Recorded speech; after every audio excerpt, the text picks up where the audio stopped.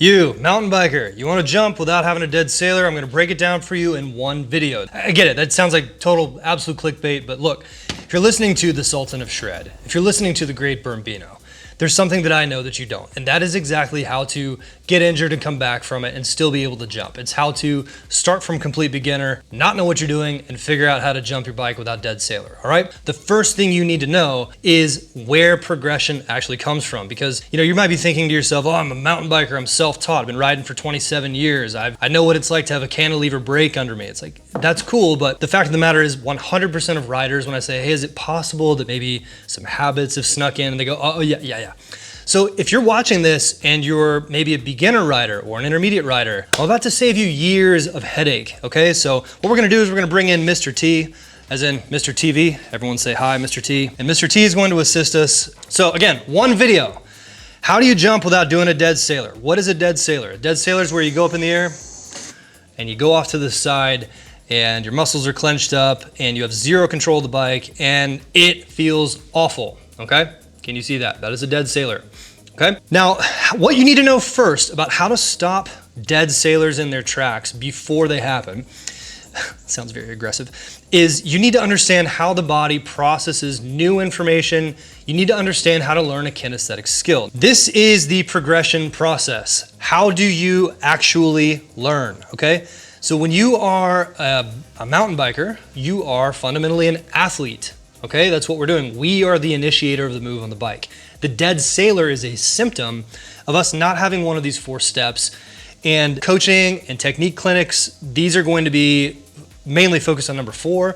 But the reason why you dead sailor is because when you're an adult and you're trying to learn jumping for the first time, your muscle activations, your neurological processes, and your functional movements are all at risk of using the wrong moves to make the right thing on the bike, okay? So you have to get the process in order, but more important than that, you actually have to build these types of things in order to do the move on the bike so you don't dead sailor, okay? Now, here's the thing, how do you know you can trust me? Well, again, for those of you that don't know me, my name is Dave Davidson. I'm the founder of Mountain Bike Academy, and we have the world's first virtual performance center for intermediate riders. So by the way, this video is completely free, and my intention is to actually help 1 million riders shred with confidence. I'm on a mission to solve the progression problem, to solve the crash crisis, okay? So if you're watching this, I will be giving away all of my fundamental stuff for free, okay? I do not sell it, I don't wanna sell it, and in hopes that, again, we do really well with the Virtual Performance Center for intermediate riders. So obviously, once you get the basics down, once you get the fundamentals down, once you knock out some of those old bad habits, then it will make sense for you to come in and do the deep work that we do to get riders from intermediate to advanced, okay? So this part for you is free, but you have to subscribe to the channel. I use advanced tracking technology, and I basically will find a way to get it out to you. So subscribe to the channel, and you will be getting that for free, all right? So the first thing you need to do is understand that muscle activation, what it is, it's the process of sending a signal from the brain to the body. And if you sit at a desk more than 3 hours a day, you have core muscles that are deactivated. Let me say that again. You who want to jump your mountain bike. You 47-year-old shredder with a $9,000 bike who keeps saying, oh, it's fine, it's not that important to jump, it's just a hobby. Lies. That is an obsession.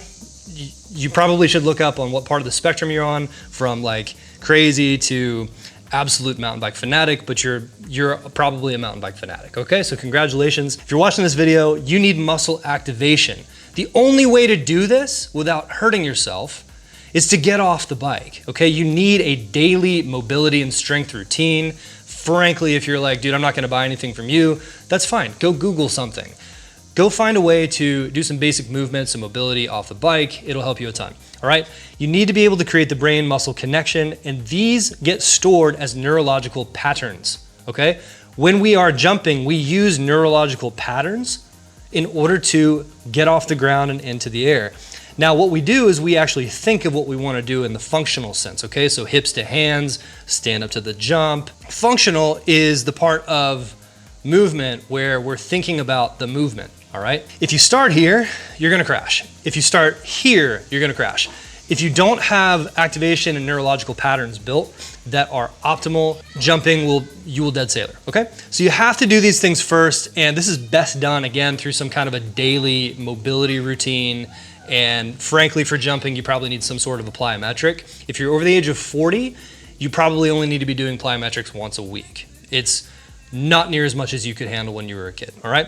So that's the most important thing for this. We're gonna move on now to the second part, which is the concept of striking, okay? So what most people do when they jump is they stand up to the jump nice and slowly, and then at the end of the jump right here, where the back tire is still on the ground, or maybe when both tires are still on the ground, they compress, okay?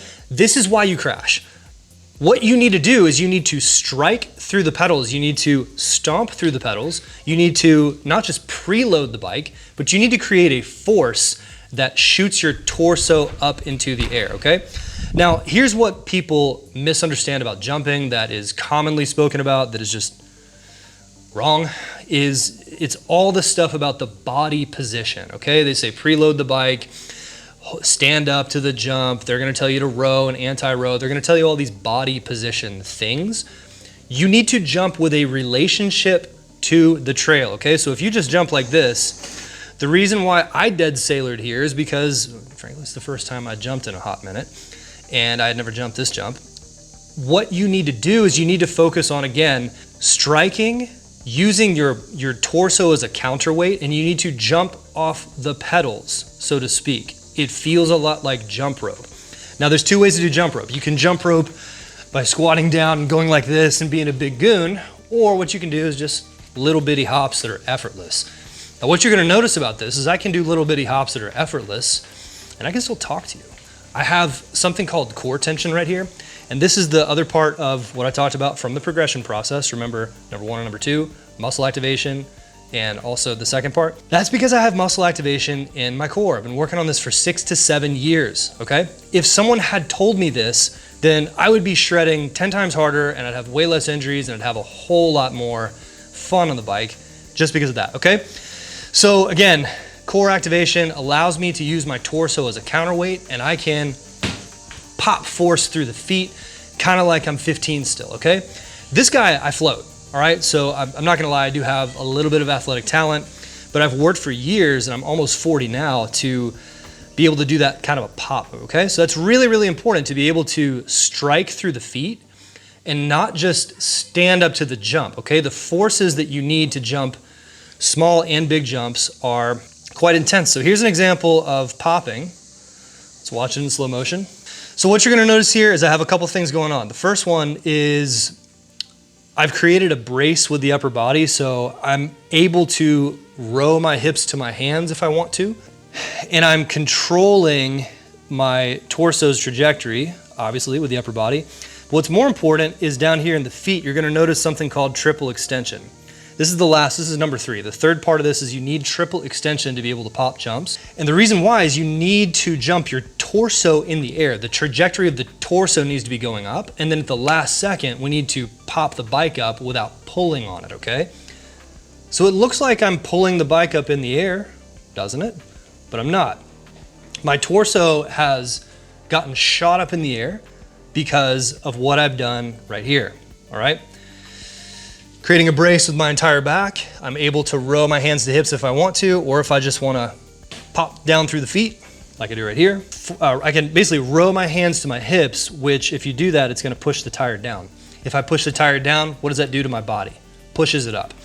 So most jumpers out there, they're just kind of like, again, instead of hopping like on a jump rope, they're doing this other thing where they squat down low and try to jump off of that. It's impossible. There's like 5 G's of G-force going through my body here. So again, triple extension, hips, knees, and ankles, all fully extended. Stood up as tall as you can. Now watch where my torso goes from the moment after the tire leaves. Starts here, goes up to there. Now all I gotta do is just scoop my feet up behind me and keep my chin over my stem and find my landing angle. Actually came up a little short on that one. So again, building up the body, muscle activation, muscle patterns, so that you can do these moves is 10 times more important than going out and practicing a million different times. So if you've been stuck on any kind of plateau, the reason why is because 100% of mountain bikers don't have the body that they need in order to have the confidence. So work on those things first. Let me know what you think of this. Again, subscribe to the channel. I'm gonna do a ton more of these. Let's go.